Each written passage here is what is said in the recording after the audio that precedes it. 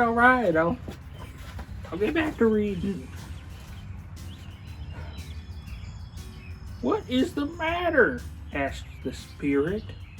Nothing, said Scrooge. Nothing. There was a boy singing a Christmas carol at my door last night. I should like to have given him something, that's all. The ghost smiled thoughtfully and waved its hand, saying as it did, "Let us see another Christmas." Scrooge's former self grew larger at the words, and the room did become a little darker and more dirty.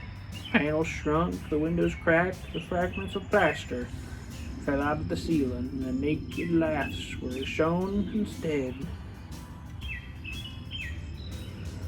But how all this was brought about, Scrooge knew no more than you do. He only knew that it was quite correct, and that everything had happened so that there he was alone again, when all the other boys had gone home for the jolly holidays, and he was not reading now, but was waking up and down disparagingly. Scrooge looked at the ghost, and with a mournful shaking of his head, glanced anxiously towards the door. It opened, and a little girl, much younger than the boy, came darting in, putting her arms around his neck and often kissing him, addressed him as her dear, dear brother. "I've come to bring you home, dear brother," said the child, clapping her tiny hands and bending down to laugh. "To bring you home, home, home." "Home, little friend?" returned the boy. "Yes," said the child, brimful of glee. "Home for good and all. Home forever and ever. Father is so much kinder than he used to be. That home's like heaven. He spoke so gently to me one dear night when I was going to bed that I was not afraid to ask him once more if you might come home, and he said yes, you should, and sent me in a coach to bring you, and you're to be a man," said the child.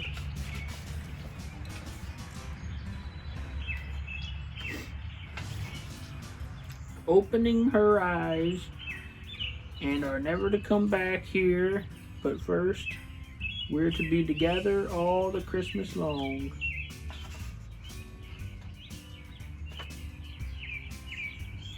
"And have the merriest of time in all the world. You're quite a woman, little friend," exclaimed the boy. She clapped her hands and laughed and tried to touch his head, but being a little too little, laughed again and stood on his tiptoes to embrace him. Stood on her tiptoes to embrace him. Then she began to drag him in her childish eagerness towards the door, and he, nothing left to go, accompanied her. A terrible voice in the hall cried, "Bring down Mr. Scrooge's box." There, in the hall appeared the schoolmaster himself, who glared on Master Scrooge with ferocious condescension, and threw him into a dreadful state of mind by shaking hands with him. He then conveyed him and his sister into the rarest old well of shivering and best parlor that was ever seen, where the maps upon the wall and the celestial and terrestrial globes in the windows were waxy with cold. Here he produced a decanter of curiously light wine and a block of curiously heavy cake, administered installments of those dainties to the young people, at the same time sending out a meager servant to offer a glass of something to the postboy, who offered, as he thanked the gentleman, but if it was the same tap as he had tasted before, he'd rather not. Master Scrooge's trunk being by this time tied on top of the chassis. The children bade and the schoolmaster goodbye, right willingly, and getting into it, drove gaily down the garden sweep, in quick wheels dashing at the horse, frost and snow from the dark leaves of the evergreens like a spray. Always a delicate creature whom a breath might have withered, said the ghost, but she had a large heart. So she had cried, said Scrooge, or so she had cried, Scrooge. You're right. I will not gainsay it, spirit.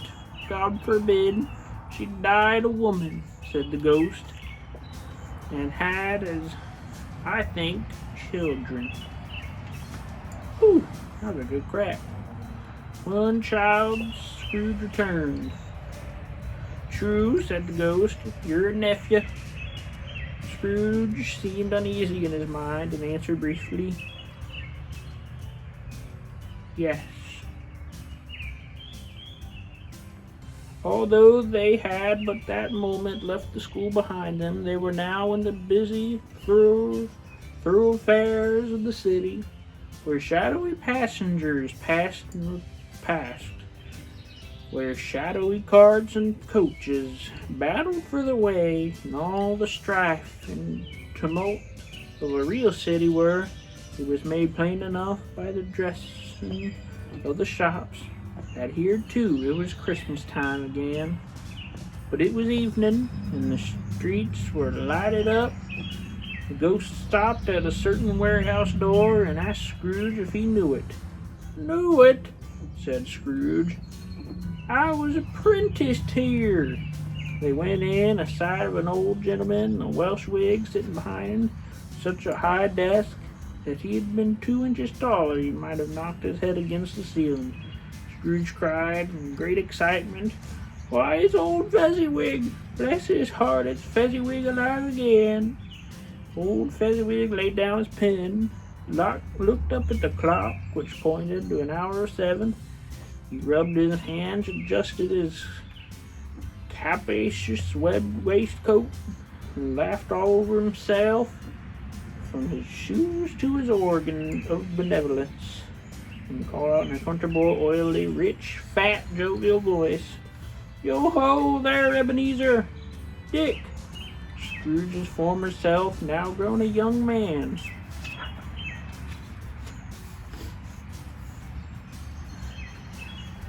came briskly in, accompanied by his fellow apprentice, Dick Wilkins, to be sure, said Scrooge to the ghost. Bless me, yes, there he is. He was very much attached to me, was Dick. Poor Dick. Dear reader, dear, not dear reader, you're a dear reader, watcher. Yo-ho, my boys, said Fezziwig. No more work tonight. Christmas Eve, Dick. Christmas, Ebenezer. Let's have the shutters up, cried old Fezziwig with a sharp clap of his hands before a man can say Jack Robinson. You wouldn't believe how those two fellers went at it. They charged into the street with their shutters, 1, 2, 3, had 'em up in their places, 4, 5, 6, barred 'em and pinned 'em, 7, 8, 9, and came back before you could have got to 12, panting like racehorses. Hilly-ho! Cried old Fezziwig, skipping down from the high desk with the wonderful agility. Clear away, my lads, and let us have room here. Hilly-ho, Dick! Hurry up, Ebenezer! Clear away! There was nothing that they wouldn't have cleared away, or couldn't have cleared away, with old Fezziwig looking on. He was done in a minute. Every movable was packed off as if it were dismissed from public life forevermore. The floor was swept and watered, and lamps were trimmed. Fuels swept upon the fire, and the warehouse was as snug and warm and dry and bright and as a ballroom as you would desire to see upon a winter's night. And in came a fiddler with a music book and went up to the lofty desk and made an orchestra of it and turned like 40 stomach aches. In came Miss Fezziwig with one substantial smile. One came and three, and Miss Fezziwig was beaming and lovable, and in came the 6 young followers whose hearts they broke. Came all the young men and women employed in the business. In came the housemaid with her cousin, the baker. In came the cook with her brother's particular friend, the milkman. In came the boy from all the way, who was suspected of not having board enough from his master, trying to hide himself behind the girl from next door, the one who was proved to have had her ears pulled by her mistress. In they all came, one after another, some shyly, some boldly, some gracefully, some awkwardly, some pushing, some pulling, and all they came, and all and now and everyhow.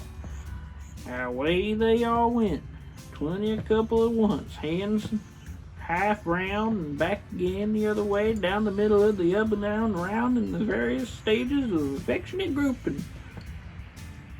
Phew! Oh, it was a buck.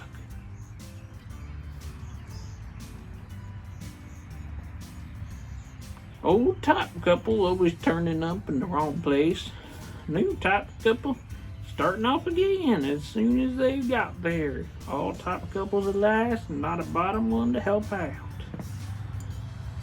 When this result was brought about, old Fezziwig, clapping his hands to stop the dance, cried out, "Well done!"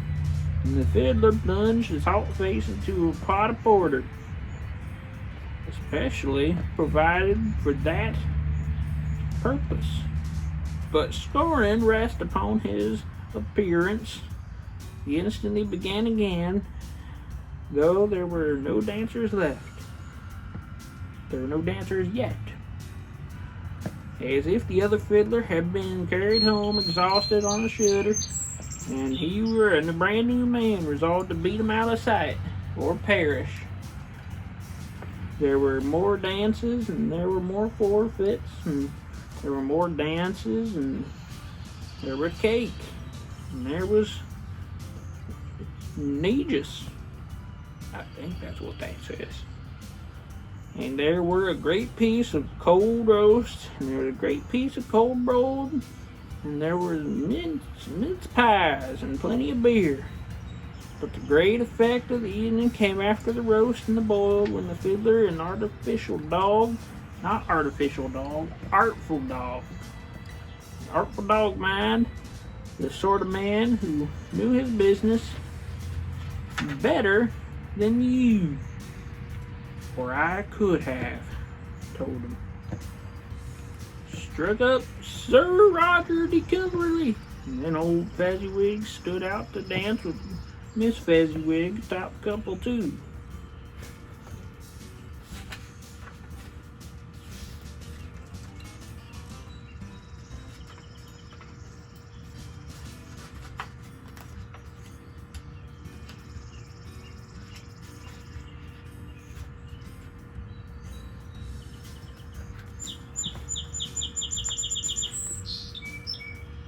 With good stiff piece of work cut out for them, 3 or 4 or 20 pairs of partners, people who were not afraid to be trifled with, people who would dance and had no notion of walking, but if they had been twice as many, 4 times, old Fezziwig would have been a match for them.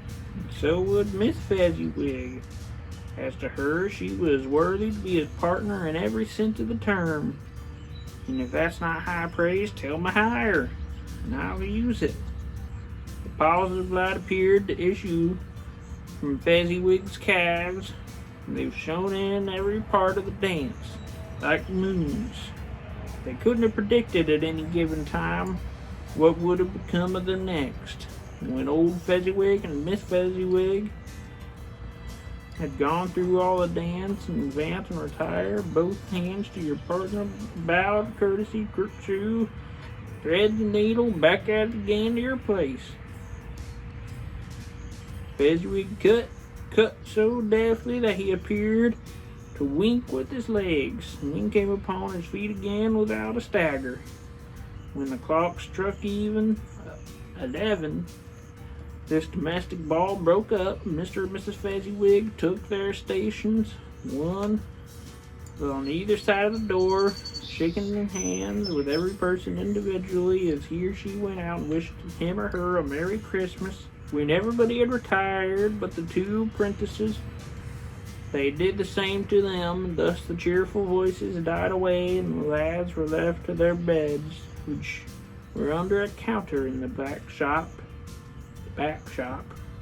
During the whole of this time, Scrooge had acted like a man out of his wits. His heart and his soul were in the scene, and with his former self, he corroborated everything, remembered everything, enjoyed everything, and underwent the strangest agitation. It was not until now, when the bright faces of his former self and Dick were turned from them, that he remembered the ghost, and became conscious that it was full upon him, while the light in his head burned very clear. "Small matter," said the ghost, "to make these silly folks so full of gratitude." "Small," echoed Scrooge. The spirit signed to him to listen. The two apprentices, they were pouring their hearts out in praise of FEZZIWIG, and when he had done so, said, "Why, is it not? He has spent but a few pounds of your mortal money. There, 3 or 4 perhaps. Is that so much that he deserves this praise?" It isn't that," said Scrooge, heated by the remark and the speaking unconsciously, like his former and not his latter self. "It isn't that, spirit. He has power to render us happy or unhappy, to make us service light or burdensome, a pleasure or a toil. Say that his power lies in words and looks and things so slight and insignificant that it is impossible to add and count them up. What then? The happiness he gives is quite as great as if it is cost a fortune." He felt the spirit's glance and stopped. "What is the matter?" asked the ghost. "Nothing particular," said Scrooge. "Something, I think," the ghost insisted. "No," said Scrooge. "No, I should be able to say a word or two to my clerk just now, that's all." His former self turned down the lamps as he gave utterance to the wish, and the Scrooge and the ghost again stood side by side in the open air. "My time grows short," observed the spirit. "Quick!